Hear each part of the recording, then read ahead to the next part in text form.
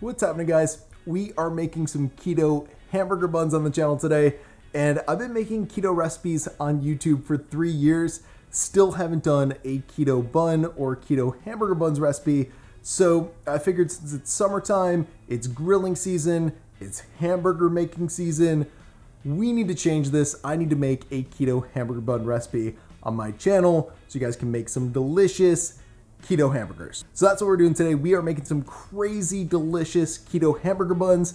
These are so easy to make, so flavorful, and they have the perfect amount of chewiness to them. With that being said, let's jump right in the recipe, make some low carb keto hamburger buns.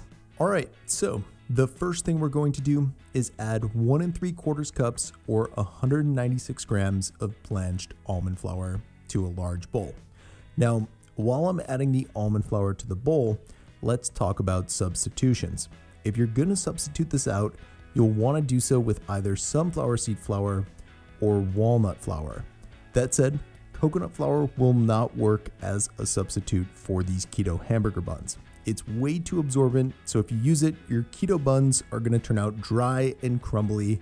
That is, if they even turn out at all. Anyways, after we've added our almond flour, we're going to add a 1/2 cup or 52 grams of golden flax meal.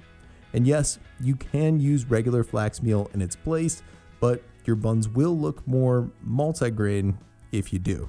Okay, so now that we've got that added to our bowl, we're going to add 2 tablespoons or 8 grams of some unflavored whole psyllium husk.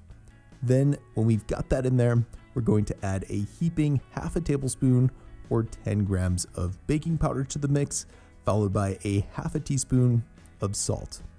Now, at this point, we can whiskify all of those ingredients together until they're combined.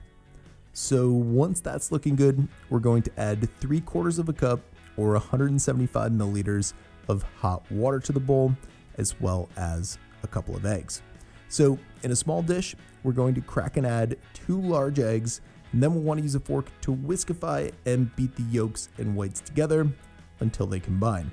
Then when they do, we can add them to our bowl along with a tablespoon or 14 grams of some extra virgin olive oil. By the way, I almost forgot to add xanthan gum to my keto hamburger buns today.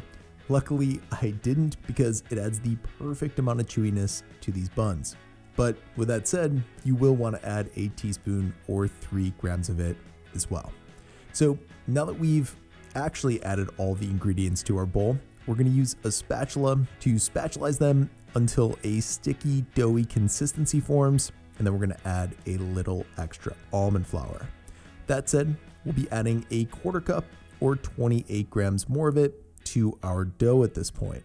Okay, so now that we've taken care of that, let's go ahead and get that mixed in with our dough so we can form a ball of dough out of it. Then when we've done that, we're going to add it back to our bowl and cover it tightly with saran wrap. Now, at this point, we're going to set the bowl aside and let it rest for about 30 minutes. So once our dough is done resting, we're going to bring it over to our food scale and divide it evenly into 4 equal balls of dough.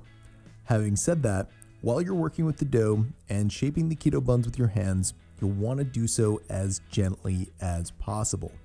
These keto buns are quite dense to begin with, so you'll want to try to keep as much air inside of them as possible before baking them.